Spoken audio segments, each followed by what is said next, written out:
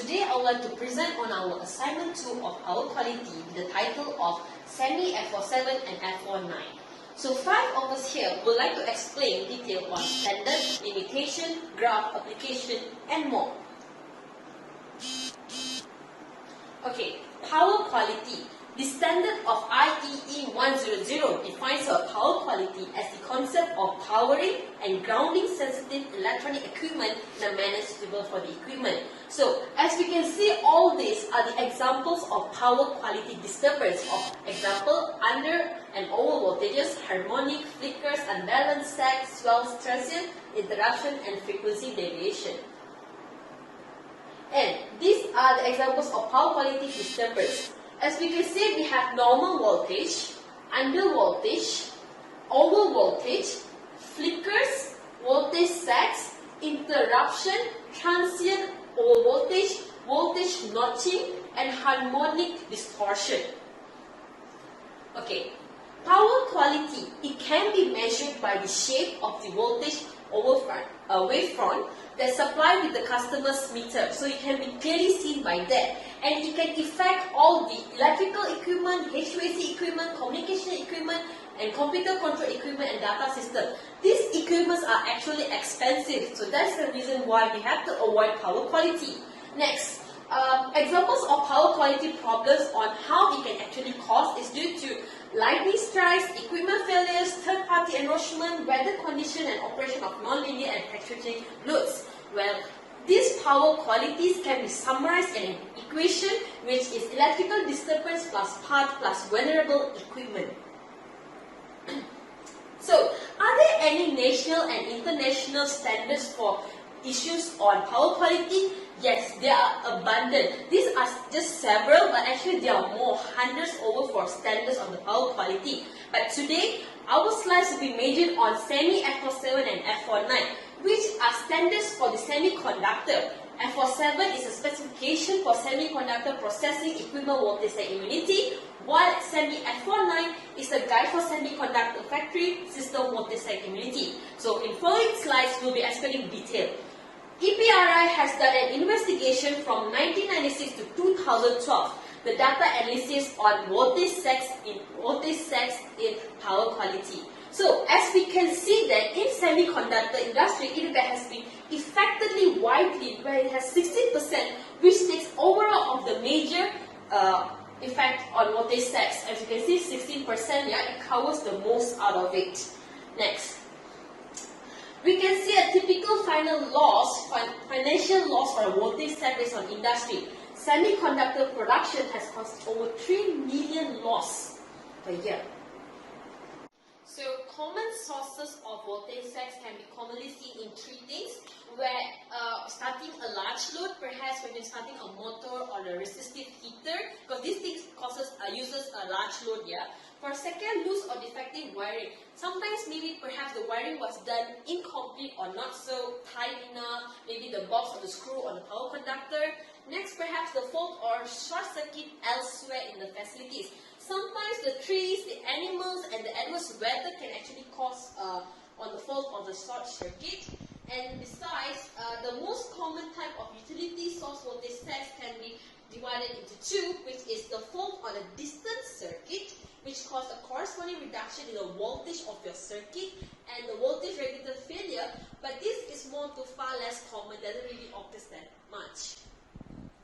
So, voltage sag standards. Why do we need a standard? Standard is basically to make sure that the process equipment is well suited with its electrical environment and to the required equipment to comply with the voltage sag standard. We want to standardize all the voltage sag that happens in the equipment or inside the circuit itself. So, all the corporates are forced to have a voltage sag tolerance in their equipment, where you can refer the voltage sag standards on the standards that have been provided internationally or nationally. So this is an example on how a voltage sag standard is used to measure a performance of a component or a machine. Yeah? They check on the magnitude, the duration, then they test with the machine. We will explain detail on the test on the later on slide. So Multi-sex standards, they are abundant also, perhaps about 4 to 5, but these are certain lists only. So in this slide, we will explain detail on only one majorly specified, which is the SEMI F470706, which is for semiconductor equipment and material institution. There are others, but we are only focused into one. So these are like the specification for semiconductor processing equipment voltage set. You can just go through, nothing much on it. This is a slight glimpse of it. So as for next F47 will be continued by my next teammate. He will explain the details on the graph and limitation and so on, together with the F49. Thank you. Assalamualaikum and hello. My name is Muhammad Al-Amin and I'm going to continue with SEMI F47. SEMI F47 was introduced by the Semiconductor Equipment Materials International. It specifies the required voltage set tolerance for semiconductor processing, metrology, and automated test equipment. The standard aims to strike a balance between voltage set immunity and increased equipment costs. SEMI F47 is very important because semiconductor plants require higher level of power quality due to the sensitivity of equipment and process controls, especially semiconductor processing equipment which is susceptible to voltage sets. SEMI F47 sets minimum voltage set immunity requirement for equipment used in the semiconductor industry, whereby immunity is specified in terms of voltage set depth in % of nominal voltage remaining during the set and voltage set duration. Also, it set procurement requirement, test method, pass or fail criteria, and test report requirement. There is a changes between SEMI F47 and the other SEMI F47s. The original SEMI F47, the 0 to 100 voltage immunity, was found to be highly successful in reducing service costs and increasing tone reliability and uptime. The purpose and objective of the revision is to incorporate the collective information of significant technical and practical knowledge based related to testing from semiconductor manufacturers, component testing companies, and tool suppliers since 2000. Also, another reason is to harmonize SEMI F47 standard with the new IEC voltage set standards, IEC 61000-4-11 and IEC 61000-4-34. In short, it is to update SEMI F47. There are several changes has been made. The first one is the removal of 15 milliseconds. The short duration test point of 15 milliseconds at 50% of nominal voltage was removed in SEMI F47-0706. The rationale is that if tested equipment is immune to the test point at the 200 millisecond and 50% of nominal, then testing at 50% and 50% of nominal become unnecessary. The second is referencing of test duration is now presented in cycles only, with specific value for test duration is at 50 Hz and 60 Hz, in contrast to the SEMI F47-0 to 100 test duration that were based on milliseconds and seconds. The third one is equipment must now pass at the test point level rather than above the defined line. Next is, compliance with the new SEMI F47-0706 is defined by passing 3 test points rather than compliant to a curve as defined in SEMI F47-0 to 100. Use of implied curve is still valid for comparing against power quality data. There are 2 test vectors are defined, where in SEMI F47-0 to 100 this information is only implied. Single-phase test vectors are the same. 3 methods of allowable face-to-face test vectors are allowed. Next is, pass or fail criteria is broken out now for tolling equipment and subsystems. Tolling equipment still use the interrupt criteria, and subsystems have 3 classes of responses. Next is, specific requirements of certification document are now defined. A significant related information section assists the reader in a comprehensive understanding of the intent. Another changes is section addressing how to use the specification for procurement of tools, subsystem and components that are compliant to SEMI F47-0706 was added. The last changes is SEMI F47-0706 specifically state that the three-phase sets are not required. There are several things that stay the same.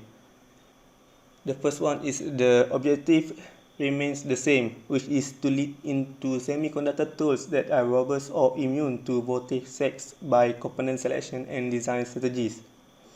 In addition, the basic test level, except for the 50 millisecond test point, and the terminologies used are practically unchanged. The next slide will be presented by the other presenter. So my name is Shahira Farhana, and now I will be presenting about SEMI F47-0706. As we all know, semiconductor factory facing high level of power quality because of the sensitivity of equipment and process control. The processing equipment in the semiconductor industry is especially vulnerable to voltage sag. The standard define the voltage sag immunity that need for the equipment in the semiconductor industry. This specification increase equipment cost and reach a balance between voltage sag immunity. So for the scope, this standard require minimum voltage sag immunity for the equipment, and the voltage sag immunity is divided into two, which are the voltage sag depth and voltage sag duration. This standard also set procurement requirement, test method, pass or fail criteria, and test report requirement for the equipment, subsystem and components in the semiconductor industry. So the scope is divided into two, the primary focus and the secondary focus. So this is some of the primary focus for this standard. Some of them are etch equipment, dry and wet, film deposition equipment, CVD and PVD, thermal equipment, surface prep and clean equipment, photolithography equipment such as scanner, ion implant equipment, metrology equipment, automated test equipment, chemical, mechanical polishing or planarization equipment. So for the secondary focus, some of the semiconductor processing equipment that fall into the secondary focus are power supplies, radio frequency generators and matching networks, ultrasonics generators, computers and communication systems, robots and factory interfaces, AC contactor coil and AC relay coils, chillers and cryo pumps, pumps and blower, and adjustable speed drive. So for the application boundaries, this standard applies to semicon processing equipment in order to include the equipment mainframe and subsystem that affected electrically by the EMO, which is the emergency off system. Okay, based on grandfather clause, the equipment, subsystem and component that already been tested or certified under the previous version of this standard, doesn't require a retesting or recertification unless if the hardware of the software design change and the new design will affect the voltage set immunity, then only the equipment needs to be tested again. So for the limitation of this standard, firstly, this standard only focus on voltage sag, as you can see in the previous slide. It's only focused on the voltage sag immunity. So for the second one is this standard does not address wafer quality, even though it is affected by voltage sag. So thirdly, this standard does not address for factory and utility. It only focus on equipment, subsystem, and components. Fourthly, this standard has conflict with safety standard, which lead to safety requirement need to be decided in favor. So the safety requirement will be decided differently and depends on the situation, and sometimes that does not follow the safety standard. And lastly, this standard does not preempt or override international, national, and local codes that may apply in different facility location.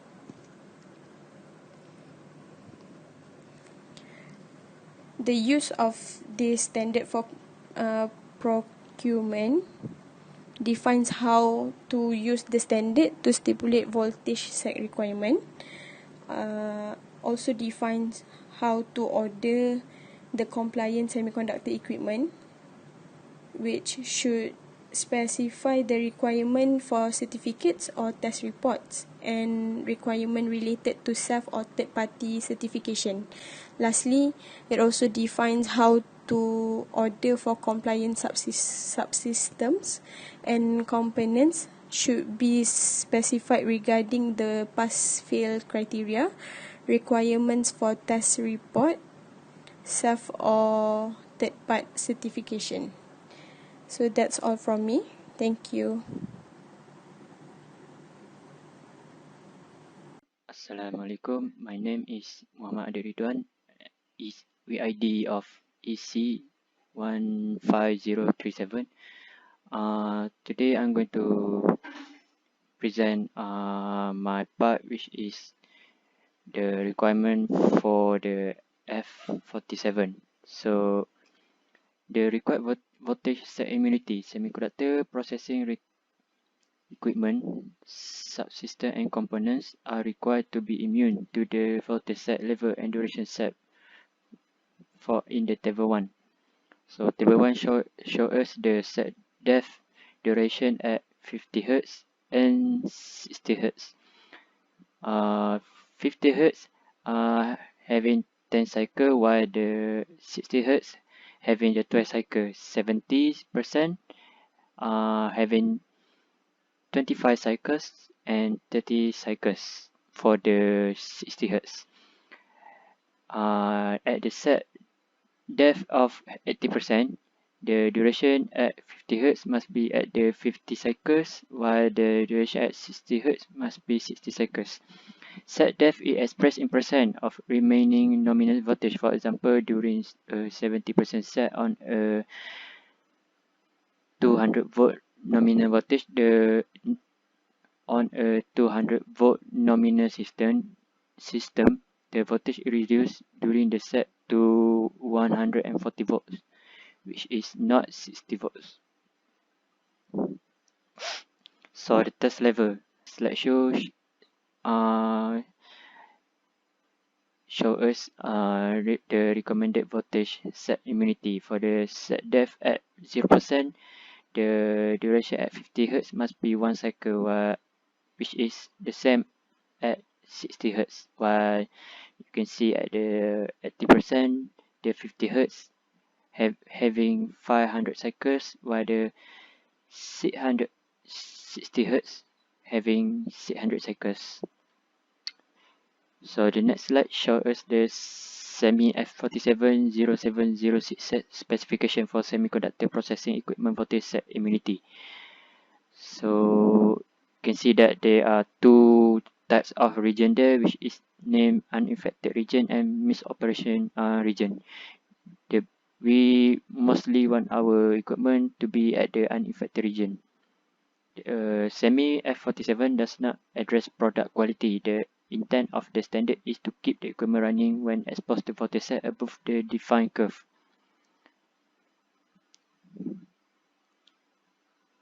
This graphical views of SEMI F47 0706 recommended test point show us that the area included in specification at 0.05 to 1 second. The visualization of standard. So the table shows the disturbance of data. This data show us that most of the gathered data is at the region of unaffected region and misoperation region. So the red circle is mean required voltage set immunity test point, while the red triangle is recommended voltage set immunity test point. Okay, for the next slideshow, equipment design that is not certified to a PQ standard can have components that are highly robust and other that are susceptible to voltage set. So you can see that most of the equipment that are being highlighted there at the unaffected region. There are also equipment that are fall below the misoperation region, which is not good. So set immunity test method. Semiconductor processing equipment, subsystem and components shall be tested for voltage set immunity according to the method set forth in IEC. There are two types of IEC there, IEC 61000-411, IEC 61000-434. For the purpose of SEMI F47, creating phase-to-phase set by simultaneously reducing the phase to natural voltage and equal amount on two phase is permitted. Phase to neutral testing on three-phase system. Phase to neutral testing on three-phase system is performed one phase at a time. A. Phase to neutral testing on three-phase system. You can see that there are few of that, which is phase testing operation option. There are B, C, and D. B is phase-to-phase testing on three-phase system. Acceptable method, one phase shift. The C is phase-to-phase testing on three-phase system, which is acceptable method for two-phase system. D is phase-to-phase testing on three-phase system, acceptable method without phase shift. Three-phase set not required. Test set shall be applied to one phase-to-neutral pair at a time if a neutral conductor is present and one phase-to-phase pair at a time. Simultaneously set on all 6 phase-to-neutral pair and phase-to-phase pair are not required. Simultaneously set on all 3 phase-to-phase pair are not required. Assalamualaikum warahmatullahi wabarakatuh. My name is Nurul Ashikin binti Muhammad Nazri, EC 17062. I will continue my part. First is test condition. EUT should be tested for voltage set immunity under two conditions. First is in its most sensitive process states. Second is when test independently should be tested under load. There are two types of pass or fail criteria. First is pass or fail criteria for equipment. The pass criteria for voltage set immunity testing of semiconductor processing equipment shall be no interrupts. Assess a response to an unplanned stoppage that occurs during an equipment cycle in which all three of the following conditions apply. First is the stop equipment cycle is resumed through external intervention. Second is there is no replacement of a part other than specified consumables. Third is there is no further variation from certification of equipment operation. Failure. Any unplanned stoppage or variance from the specification of equipment operations other than assist. Interrupt any equipment assist or equipment failure. Second, pass or fail criteria for subsystem and components. Voltage sec immunity testing of subsystem and components should meet one of the following. Performed at full rate operation, may not perform at full rate operation but recovers operation without operator or host controller intervention, must not send error signal to the host controller indicating when full rate operation is not achieved, and lastly is may not perform at full rate operation but recovers operation without operator or host controller intervention, may send signal to the equipment host controller indicating when full rate operation is not achieved. There are two types of pass or fail criteria for subsystem and components. First is performs at full rate operation. Second is does not perform at full rate operation. For perform at full rate operation, there is a graph which consists of two cycles, 50% of V nominal voltage sec. Second is 24 VDC power supply output remains constant, full rate operation. Second is does not perform at full rate operation. Criteria B and C, which is performance, can hinge on if an error signal is sent to the host controller. Device test details. Test conduct at 50 and 60 Hz. For DC power supplies, test conduct at 50 and 60 Hz, multiple load levels and 8 different input voltage, 120/208. Lastly, for drive also conduct at multiple input voltage, load level and frequency. Next, SEMI F47 compliance strategies. First, use selective power conditioners on susceptible loads. For example, CVT, DPI, coil lock, low voltage right-through module. Second, embed the solution through proper design, configuration and component selection strategies. For example, vacuum pumps, contactors, DC power supplies, relays. And lastly is utilize a combination of both above. Application. There are two types of equipment. First is for new equipment. SEMI F47 suggests that semiconductor users may use this sec standard when procuring new equipment to specify the capability of equipment right through requirements to the equipment manufacturer. In addition, semiconductor processing equipment manufacturer may in turn specify right through requirement to component and module suppliers. Second is for existing equipment. There are several third-party consultants that can come into a customer's facility and conduct a true investigation of equipment immunity to voltage sec and momentary interruption.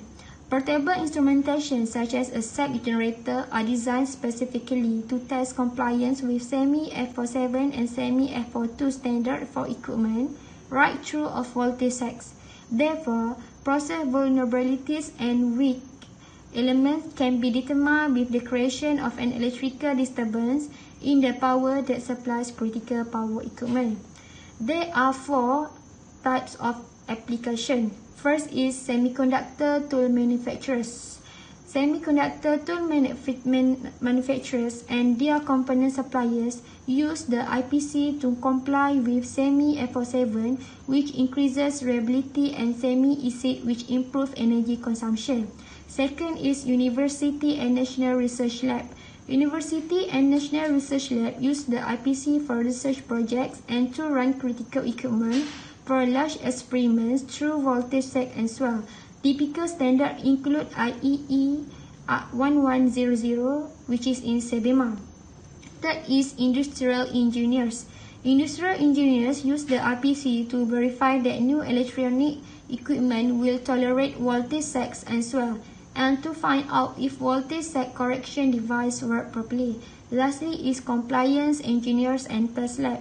Compliance engineers and test lab use the IPC to verify compliance with IEC standard, including IEC 61000, 411 and 61000, 434 and other national and international voltage set immunity.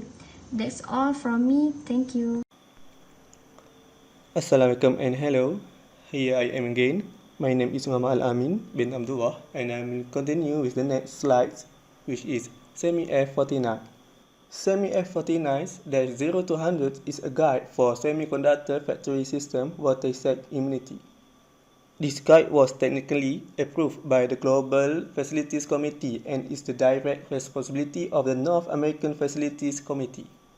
The purpose is by utilizing the guide should result in effective power conditioning of the facility electrical distribution system such that the process equipment, associated support equipment, and facility infrastructure equipment function within acceptable range. There are several scopes from SEMI F49. The first one is this guide is intended for facilities engineers, equipment engineers, and facilities managers who specify compatibility requirements for equipment and utility service, and in particular for electrical power requirements such as those found in SEMI E51. This document provides recommendations for implementing a system approach to identification and resolution of voltage set events that disturb the performance of semiconductor process equipment. A program recommending facilities electrical distribution system monitoring and control strategies for both the direct and indirect effect of voltage sets on wafer processing is outlined as follows. This outline must be referred to the SEMI F49-0 to 100 documentation. However, there is limitation from this SEMI F49. The first one is, this guide addresses power quality monitoring and conditioning solution primarily within the facility's electrical distribution system. Process equipment and utility performance are covered in other related standards. The second is, this guide does not address the impact of voltage sets on equipment beyond the effect to the electrical components. Effects on interdependent equipment interlocks are not examined in detail in this document. Next is, this guide is not intended to address design or material issues related to safety which addresses elsewhere in the SEMI guidelines, which is SEMI S2. The last is, this document is not intended to supersede international, national or local codes, regulations and laws. It should be reconciled to ensure that the equipment meets regulatory requirements in each location. You can get SEMI F47 and SEMI 49 standards from the given links. To get more information and details explanation of the standards. That's all from us. Thank you.